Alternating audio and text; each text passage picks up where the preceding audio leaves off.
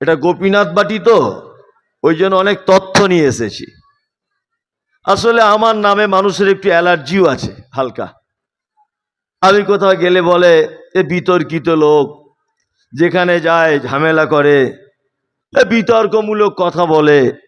যারা আমার ব্যাপারে এই ধারণা রাখেন, আপনার কাছে অনুরোধ করে বলছে আপনি আমার সামনে এসে বসুন, একটু আপনি আমার সামনেটা এসে বসুন।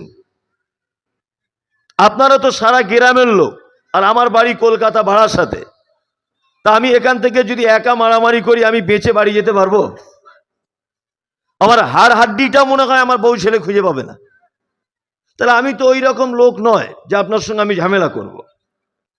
আপনাকে ভুল পথে চলছিলেন, সেটা আপনাকে আমি সঠিক রাস্তাটা ধরিয়ে দেব। এবার আপনি যদি মনে করেন যে না আমি যাব না সঠিক রাস্তায়, তা আপনাকে তো আমি মানছি না, আপনাকে যেতে হবে না। জোর জবরদস্তি কিছু নেই। আমি দুটি বিষয়ে বক্তব্য রাখবো, দুটি বিষয়ে। এক হচ্ছে শিরক, আর এক হচ্ছে বেদাত। শিরক এবং বেদাত, এই দুটি বিষয়ের উপরে আমাদের বক্তব্য শোনার দরকার আছে কিনা, এইটা আগে একটু জানুন। আচ্ছা, স্টেজে কি কোনো মুফতি সাহেব বা কোনো মসজিদের ইমাম সাহেব, কোনো আলেম মানুষ আছেন স্টেজে? কে আছেন? হাফেজ সাহেব কই বলুন তো? আপনারা তিনজন সামনে এসে বসুন এইখানে। আমি কিছু বলবো না, আসুন। হ্যাঁ, মানে হাফেজ সাহেবকে সামনে নিলাম মানে আমার কথাটা আরো মজবুত হবে যে কোরআনে ওগুলো আছে না নেই। কি বললাম বুঝলেন না? আপনারা ভাবছেন যে মমতাজুল সাহেব এসছে, আমরা কিছু বুঝি না, যা তা কথা বলে পালিয়ে চলে গেল, আর কেউ ধরতে পারলো না। ওই জন্য আমি চাই আরো যদি কোনো বড় মুফতি সাহেব থাকে তিনি এসে বসুক, কোনো সমস্যা নেই। ভালো কোনো জমাতের বড় আমির যদি থাকেন, আপনার কাছেও আমার পক্ষ থেকে সাধুবাদ আগে থেকে যে আপনি স্টেজে আসুন। আমি যেগুলো বলছি আপনারা অবশ্যই নোট করবেন। আমি ভুল সংশোধন করতে সব সময় প্রস্তুত, সব সময় প্রস্তুত।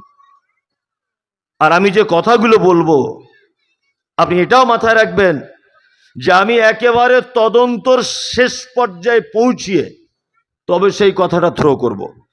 আপনারা এখন হয়তো এখানে 200 জন লোক আছেন, কিন্তু এই সোশ্যাল মিডিয়ার মাধ্যমে কাল সকালে এই কথাগুলো লাখ লাখ মানুষ শুনবে। কি বললাম বুঝলেন না? তাহলে কথা এখন বলাও বড় বিপদ। একটু যদি মিস হয়ে যায় তাহলে তোলপাড় শুরু হয়ে গেল। আমি দুটি বিষয় আলোচনা করব, শিরক আর বেদাত। শিরক এবং বেদাত সম্পর্কে আমাদের জানার কতটা দরকার এবং জানার দরকার আছে কি না, এইটা আগে একটু ভাবুন। আপনার বয়স 50 বছর। কত বছর? 50। আপনি 50 বছর পর্যন্ত 2 বার হজ করেছেন, 4 বার ওমরা করেছেন। 50 বছর পর্যন্ত আপনার এক ওয়াক্ত নামাজ মিস নেই। 50 বছরে আপনার এক কথাতে একটাও গোনা নেই, সব নেকি। ঠিক 50 বছর একদিন যেদিন আপনার বয়স, 50 বছর একদিন যেদিন আপনার বয়স, এই দিনকে এসে আপনি একটা শিরিক করে দিলেন। এই 50 বছর যাবত আপনার অ্যাকাউন্টে যত নেকি জমা হয়েছে, এই 50 বছর একদিনে যদি আপনি একটা শিরিক কাজ যদি করেন, তাহলে 50 বছরের সব ভালো কাজ সঙ্গে সঙ্গে বাতিল হয়ে যাবে। একটাও ভালো কাজ আর থাকবে না, সব অ্যাকাউন্ট ফাঁকা। তাহলে এই ব্যাপারটা জানার দরকার আছে না নেই? আছে। আছে মানে কি জানা ফরজ। এবার যদি বলছেন তাহলে বেদাত জেনে কি করব, বেদাত জানাটা বলি। ঠিক ওই রকম 50 বছর আপনি ভালো কাজ করেছেন, সব ভালো কাজ আপনার আল্লাহর দরবারে কবুল করা হয়েছে, কিন্তু আপনি 50 বছর একদিন বয়সে একটা বেদাত করেছেন। বেদাত, এই বেদাত করার পরে আরো 20 বছর আপনি বেঁচে থাকবেন। এই একদিন একটা বেদাত করার কারণে বাকি যে 20 বছর আপনি ভালো কাজ করবেন, এই 20 বছরের ভালো কাজ আর একটাও আল্লাহর দরবারে কবুল করা হবে না। তার মানে এই দুটো ব্যাপার আমাদের জানা অপরিহার্য কিনা? একদম। আর এই দুটো আপনাদেরকে আমি জানাবো ইনশাল্লাহ। নাম্বার 2, আমরা তারপরে জানবো যে শিরিক করলে কে রেগে যায় আর কাকে অপমান করা হয়, আর বেদাত করলে কাকে অপমান করা হয়, এটা আমরা জানবো। আপনি যদি শিরিক যদি করেন তাহলে অপমান করা হয় আল্লাহকে। কাকে? আল্লাহকে। আর যদি আপনি বেদাত করেন তাহলে অপমান করা হয় মুহাম্মদ সাল্লাল্লাহু আলাইহি ওয়াসাল্লামকে অপমান করা হয়।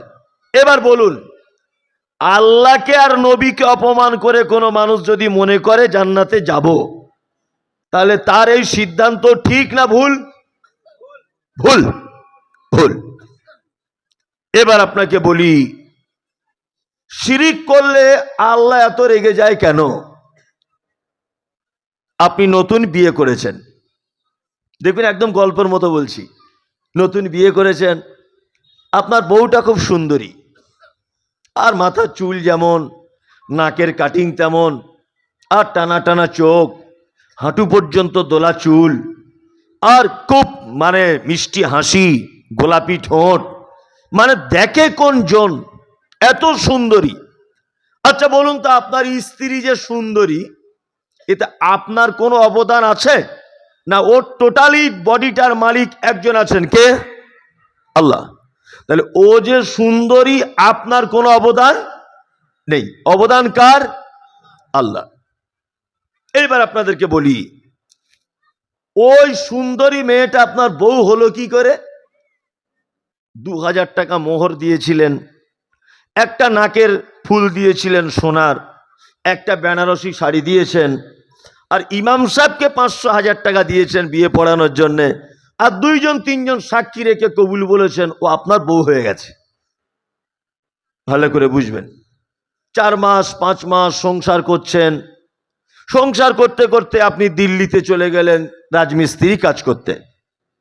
ফোনে কথা হয় নিয়মিত, সাবিনা কেমন আছো, শরীর ভালো তো, তোমার জন্য মন খারাপ করছে, স্বামী স্ত্রী যেটা হয়। আপনি 6 মাস পরে হঠাৎ ওকে ফোন না করে বাড়ি চলে এসছেন, গোপীনাথ বাটি বাড়িতে ঢুকেছেন, বাড়িতে ঢুকে দেখছেন যে আপনার সুন্দরী বউটা আপনার ছোট ভাইয়ের গলা ধরে শুয়ে আছে। ছোট ভাইয়ের বয়স মোটামুটি 17-18 বছর, 20 বছর। তা আপনার ছোট ভাইয়ের গলা ধরে যদি আপনার বউ যদি শুয়ে থাকে, আর এই অবস্থায় যদি আপনি দেখেন, তাহলে আপনি মানুষ হিসাবে বলুন যে আপনার রাগ হবে কি হবে না? হবে। কারণ নিজের ছোট ভাই ভাবি হিসেবে গলা ধরেছে, তাও রাগ। রাগ, গলা ধরা তো দূরের কথা, ও সুন্দরী বউটা যদি আমার দিকে ফিরে একটু মুচকে হাসে, তবু আপনার রাগ হয় যে তুই আমার বউ, তুই মমতাজুলকে দেখে কেন হাসছিস? হিংসা হয় না? হিংসা হয়। কেন? এত অধিকার কিসের? কিসের অধিকার? ও একটু গলায় হাত দিয়েছে, এত এত আপনার জ্বালা কিসের? কি দিয়েছেন আপনি ওকে? আর ও আপনার কে? 1000 টাকার একটা নাকফুল, 1200 টাকার বেনারসি শাড়ি, 2000 টাকা দেনমোহর, ইমাম সাহেবকে 500 টাকা, 3 বার কবুল বলে, ওটা আপনার বউ। মানে ওর বউ হতে 10,000 টাকা আপনি খরচা করেছেন ধরে নেন।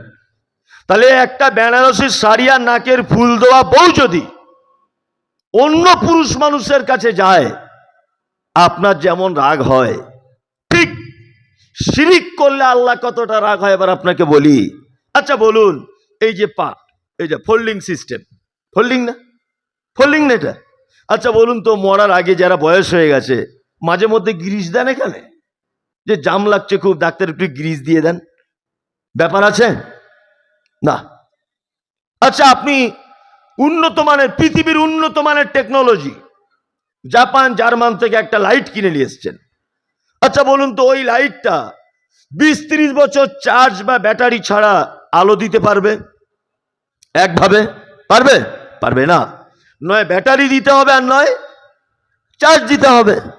এই যে জন্ম থেকে চোখে দেখছেন, কোনোদিন এর ব্যাটারি লেগেছে? লেগেছে বলুন? লাগেনি। আপনি যে জমিনে চলেন, এই জমিনটা কার? আল্লাহ।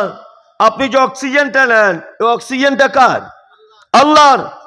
এই যে ফোল্ডিং সিস্টেম, টোটাল গ্রিস ব্যবহার করে দিয়েছে কে? আল্লাহ। আর আপনাকে বানিয়েছে কে? আল্লাহ।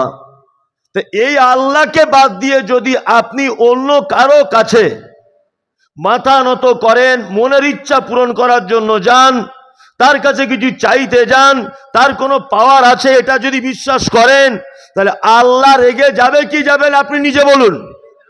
যাবে? 2000 টাকা মোহর দেওয়া সুন্দরী বউ, সে যদি অন্যদিকে ফিরলে তোমার যদি রাগ হয়, যে আল্লাহ তোমাকে খাওয়ায়, যে আল্লাহ তোমার চোখের পাওয়ার দেয়, যে আল্লাহ তোমাকে অক্সিজেন দেয়, যে আল্লাহ তোমাকে বাঁচিয়ে রেখেছে, যে আল্লাহ তোমার রুজির ব্যবস্থা করে, এই আল্লাহকে বাদ দিয়ে যদি এই কপালটা অন্য কোথাও যদি আপনি ঝোঁকান, আল্লাহ রাগ করবে কি করবে না? করবে। এর নাম শিরক। শিরক করলে আল্লাহ রেগে যায়। 2, বেদাত করলে নবীকে কেমন অপমান করা হয় এইবার আপনাদেরকে বলি। আল্লাহ নবী সাল্লাল্লাহু আলাইহি ওয়াসাল্লাম বিদায় হজের সময় 1.5 লক্ষ সাহাবীর সামনে তিনি বক্তব্য রাখছেন। কত? 1.5 লক্ষ সাহাবীদের সামনে বক্তব্য রাখছেন। বক্তব্য রাখতে রাখতে তিনি বলছেন, আল্লাহ তুমি সাক্ষ্য থাকো, আল্লাহ তুমি সাক্ষী থাকো, সাহাবীগণ তোমরা সাক্ষী থাকো। এখানে একটা কোরআনের আয়াত অবতীর্ণ হলো, আল ইয়াউমা আকমালতু লাকুম দীনাকুম ওয়া আতমামতু আলাইকুম নি'মাতি ওয়া রাযীতু লাকুমুল ইসলাম দীনা। কোরআন আছে তো এটা? আল্লাহ মুহাম্মদ সাল্লাল্লাহু আলাইহি ওয়াসাল্লামকে বলছেন, আজকে ইসলাম পরিপূর্ণ হয়ে গেছে, কিয়ামত পর্যন্তের ভিতরে আর কেউ সূচ পরিমাণ গলাতে পারবে না, আর কিয়ামতের আগের দিন পর্যন্ত এর থেকে কেউ কিছু বার করতে পারবে না। আজকে ইসলাম কমপ্লিট। এবার আপনাকে একটা কথা বলি, খুব মনোযোগ দিয়ে বোঝার চেষ্টা করবেন। ইসলাম কি হলো? কমপ্লিট হয়ে গেল। আচ্ছা বলুন তো, 1 লাখ টাকায় জাকাত কত টাকা বছরে? এইখানে বাচ্চা কাচ্চাগুলো খুব বদমাইশি করছে, একজন জানতো? এই যান কথা বলতে মানা করুন। ভাই আপনারা একটু এসে বসুন, ভালো লাগবে, আসুন না। আপনাদের কপাল কিন্তু খুব খারাপ যারা দাঁড়িয়ে আছেন, যে আপনারা কোরআনের মজলিসে বসতে পারছেন না। নিজে অন্তরে হাত দিয়ে দেখুন যে আপনি কত এই মুহূর্তে কত বড় ভুল করছেন। কোরআনের মজলিসে আপনি ঢুকতে পারছেন না, আর কোথায় আপনি ঢুকবেন বলুন? আপনার কপাল খারাপ ভাই, একটু আসুন। আর রাস্তায় দাঁড়ানো হাদিসে নিষেধ আছে, রাস্তায় দাঁড়িয়ে থাকা নিষেধ আছে। আপনি যদি নিয়ত করি আসেন বসবো না, সে ব্যাপারটা আলাদা, তাহলে আপনি আপনার নিয়ত পূরণ করুন। তবে কোরআনের মজলিসে আপনি বসতে পাচ্ছেন না মানে আমি ভাববো আপনার কপাল খুব খারাপ। আচ্ছা এবার বলি, আচ্ছা এখন বর্তমানে 8 আনা পয়সা বা 50 পয়সা চলে? চলে না তো? চলে না। তাহলে সারা বছর শেষে যদি 100 টাকা জমে বা 20,000 টাকা জমলো, এই 20,000 টাকা ভাগ করে আমি 100 টাকা দিয়ে বোঝাচ্ছি, 100 টাকা জমলো। আচ্ছা বলুন তো 100 টাকার জাকাত কত? 2.5 টাকা। আপনারা সব তো জানেন, তাহলে আমার আশাই ভুল হয়েছে। 2.5 টাকা আপনার জাকাত, তাই না? এবার আমার দিকে ফিরুন, ইসলামটাকে বুঝুন, শুধু হাসলে হবে না, ইসলামটাকে বুঝুন বন্ধু, ইসলামটাকে বুঝুন। তাহলে 1 লাখ টাকায় 2,500, 100 টাকায় 2.5 টাকা, 50 পয়সা চলে না। এখন কেউ যদি মনে করে যে 50 পয়সা চলেন, এটা বাদ দিয়ে ওটা 2 টাকা করা যাক, আর না হলে আর 8 আনা যোগ করে 3 টাকা করা যাক, চলবে? কিয়ামত পর্যন্ত চলবে না, 2.5 টাকাই থাকবে। কি বলছি বুঝতে পারছেন না? কিয়ামত পর্যন্ত ওটা 3 টাকা করা যাবে না, ওটা কমিয়ে 2 টাকায় আনা যাবে না। কারণ এই যে পবিত্র আল কোরআনে আল্লাহ তাআলা বলেছেন, আল ইয়াউমা আকমালতু লাকুম দীনাকুম ওয়া আতমামতু আলাইকুম নি'মাতি ওয়া রাদিতু লাকুমুল ইসলাম দীনা। আজকে ইসলামকে পরিপূর্ণ করে দেওয়া হয়েছে, এতে আর কিছু ঢোকানো যাবে না, বার করাও যাবে না। আচ্ছা বলুন তো, আরবি কোন মাসে হজ হয়?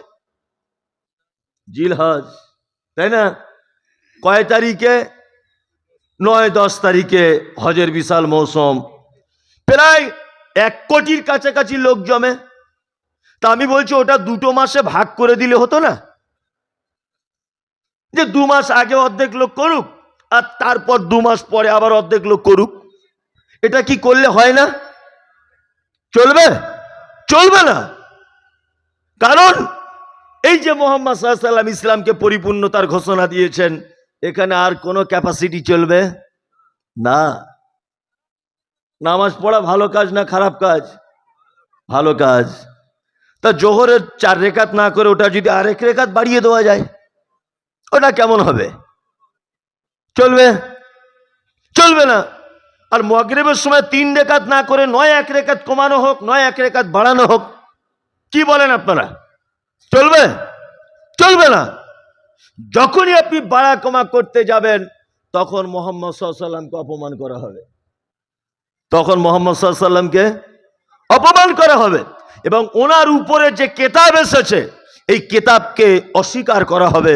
ওনার উপরে যে রিসালাতের দায়িত্ব দেওয়া হয়েছিল এই রিসালাতকে অপমান করা হবে।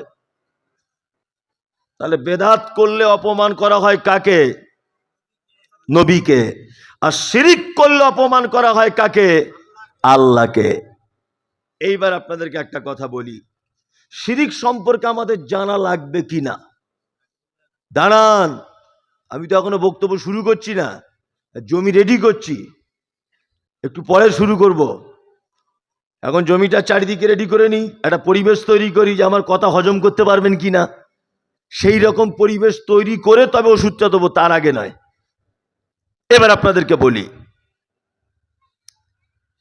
পবিত্র আল কোরআনের সর্বপ্রথম যে আয়াত অবতীর্ণ হয়েছে, আচ্ছা বলুন তো আয়াতটা কোন বিষয়ে অবতীর্ণ হয়েছিল? শিক্ষা। শিক্ষা। ইকরা বিসমি রাব্বিকাল্লাযী খালাক, 5টি আয়াত অবতীর্ণ হয়।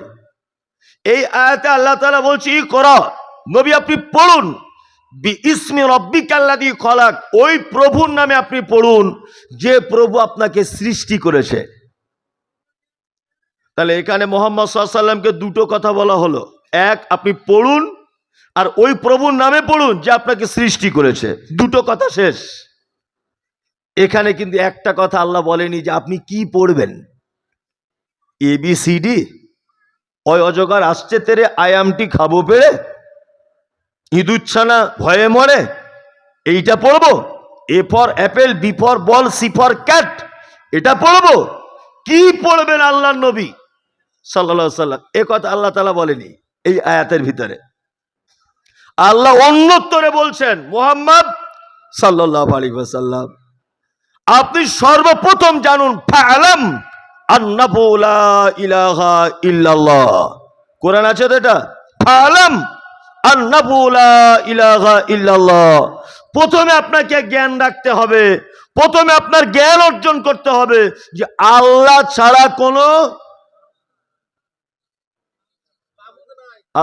কোনো মাবুদ নাই। এটা ভুল হয়ে গেছে মানেটা।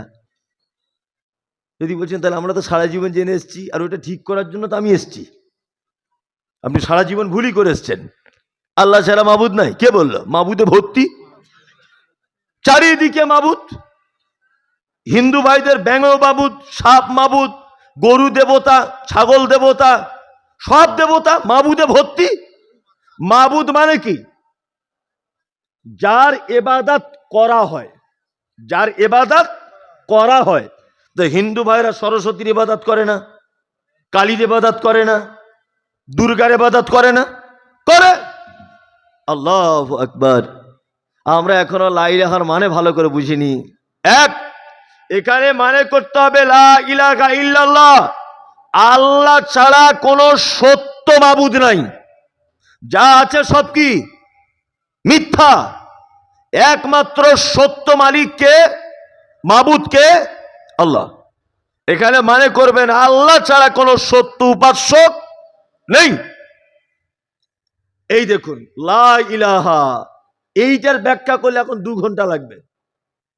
শুধু লা ইলাহাটা যদি ব্যাখ্যাটা করি আপনাদের সামনে, লা ইলাহা মানে নেই কোনো ইলাহ। প্রথমে এটা স্বীকার করছেন আপনি, নেই কোনো ইলাহ, নেই কোনো রুজির মালিক, নেই কোনো ক্ষমতার মালিক, নেই কেউ সুস্থতার মালিক, নেই কেউ বাচ্চা দেওয়ার মালিক, নেই কেউ জমি জায়গা দেওয়ার মালিক, নেই কেউ বিপদে ফেলে দেওয়ার মালিক, নেই কেউ উদ্ধারকারী, ইল্লাল্লাহ, শুধুমাত্র কে? আল্লাহ। প্রথমে আপনাকে এইটা স্বীকার করতে হবে যে আল্লাহর যে পাওয়ার, এ পাওয়ার পৃথিবীর কারও নেই, শুধু একজনের আছে, তিনি কে? আল্লাহ। তাহলে প্রথমে মুহাম্মদ সাল্লাল্লাহু আলাইহি ওয়াসাল্লামকে যে জ্ঞান অর্জন করতে বলা হয়েছে সেটা কি? আল্লাহ ছাড়া কোনো সত্য মাবুদ নেই, তিনি সমস্ত বিষয়ের ক্ষমতাবান, এইটা আগে বিশ্বাস এবং এর উপরে আগে জ্ঞান থাকতে হবে। আমি ওই জন্য আপনাদেরকে শিরিক সম্পর্কে বক্তব্যটা রাখছি। এইবার বলি শিরিকের বাংলা অর্থ কি। আমি মমতাজুল ইসলাম, আমি বাপের এক ছেলে। শিরিকের বাংলাটা কি? আমি এক বেটা বাপের, আমার আব্বা 10 বিঘা জমি, আমার 4 বোন। আমার আব্বা যদি কালকে মারা যায়, আচ্ছা বলুন তো 10 বিঘা জমি আমার একা হবে না আমার বোনেদের অংশ থাকবে? কোনটা অংশ থাকবে? আমরা পাড়া গ্রামে একটা শব্দ ব্যবহার করি, এই পুকুরে আমার বড় বোনের অংশীদার আছে, বলি না? বলি বলি কি বলি না? এই জমিটায় আমার ছোট ভাইয়ের শরিক আছে, বলি না? এই শরিক শব্দটা কোথা থেকে এসেছে? কোরআন থেকে এসেছে। শিরক, এই শিরক শব্দ থেকে শরিক শব্দটা এসেছে। শরিক মানে পার্টনারশিপ, শরিক মানে পার্টনারশিপ। আমার 10 বিঘা জমিতে আমার 3টে বোন পার্টনার আছে, অংশীদার আছে, তাই না? জি, ঠিক তেমন শিরিক মানে আল্লাহ যে ক্ষমতা আছে, এই ক্ষমতাতে অন্য কাউকে যদি আপনি পার্টনারশিপ মনে করেন, এটা কি? কি? শিরক। তাহলে শিরকের বাংলা মানে বুঝে নিলেন। এবার সব বাচ্চা ছেলের মতো ভেঙে ভেঙে বলছি যাতে আপনার অসুবিধা না হয়। শিরিক 2 প্রকার। কয় প্রকার? 2 প্রকার। এক হচ্ছে শিরক আকবার, বড় শিরক, আর একটা হচ্ছে শিরক আসগর, ছোট শিরক। কি বললাম বুঝলেন? বড় শিরক আর ছোট শিরক করলে ক্ষতি কি, এইটা জানার জন্য আপনাকে আমি আর একটা প্রশ্ন করছি, জানা থাকলে উত্তর দেন। বলুন তো জান্নাতে যেতে গেলে কটা জিনিস লাগে? কেউ বলতে পারবেন? জান্নাতে যেতে গেলে কটা জিনিস লাগে? জানেন না? জেনে নেন।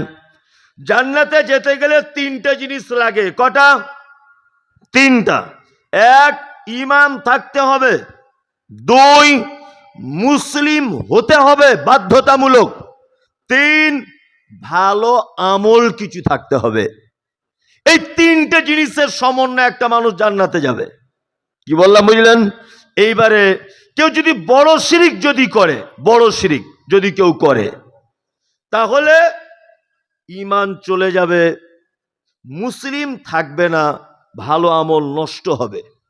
তার মানে বড় শিরিক করলে জান্নাতে যাওয়ার আর কোনো চান্স নাই।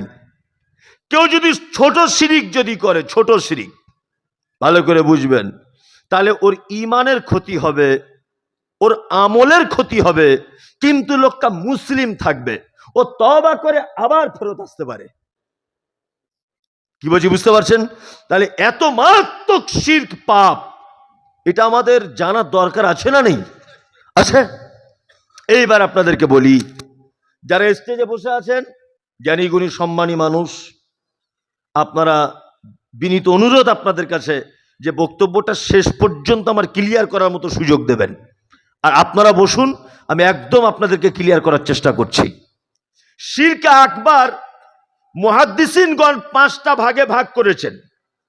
বড় শিরক আবার 5টা ভাগে কি ভাগ? 1, আশিরক ফি যাত। আশিরক ফি যাত মানে আল্লাহ যে একক সত্তা, এইটার উপরে যারা বিশ্বাস স্থাপন করে না, এরা শিরকে আকবারের মধ্যে নিমজ্জিত। খ্রিস্টান ভাইয়েরা, তাদের আল্লাহ তিনটে। কটা? তিনটা। যিশু আল্লাহ, ওর মা মারিয়ামও আল্লাহ, আল্লাহ আল্লাহ। হিন্দু ভাইদের তো আল্লাহ শেষ নাই। শেষ আছে? আসে না। স্কুলে যারা পড়ে তারা কোন পুজো করে? সরস্বতী। তার মানে ওরা জানে বিদ্যার ডিপার্টমেন্টটা সরস্বতীকে দেওয়া হয়েছে। যারা লোহা লাভ করে, ব্যবসা করে, গ্যারেজ আছে যাদের, গাড়ি টাড়ি সারাই করে, কোন পুজো করে? বিশ্বকর্ম। তার মানে ওরা জানে এই ডিপার্টমেন্টটা বিশ্বকর্মকে দেওয়া হয়েছে। কি বললাম বুঝলেন না? ওদের এক এক কোয়ালিটির আল্লাহ, এক এক কোয়ালিটির আল্লাহ, তাই না? শুধুমাত্র সারা পৃথিবীতে একমাত্র একটা ধর্মের মানুষ তারা আল্লাহকে একক বলে বিশ্বাস করে। তারা কারা? মুসলিম।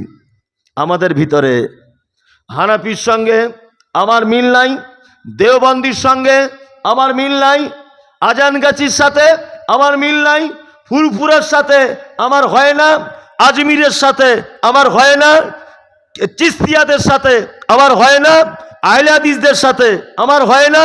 কারুর সাথে যদি আমার না হয়, আপনি যত মাযহাব, যত পথ মত আছে, প্রত্যেক মানুষকে যদি মুসলিম সে হয়, তাকে যদি জিজ্ঞাসা করেন আল্লাহ কয়জন, সে কি বলবে?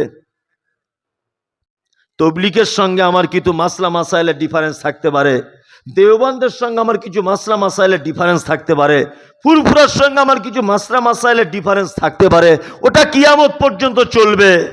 কিন্তু আপনি যদি ফুরফুরার কাউকে জিজ্ঞাসা করেন আল্লাহ কজন, ও কি বলবে? একজন, তাই না? আপনি যদি কোনো তবলিগি ভাইকে জিজ্ঞাসা করেন আল্লাহ কজন, একজন।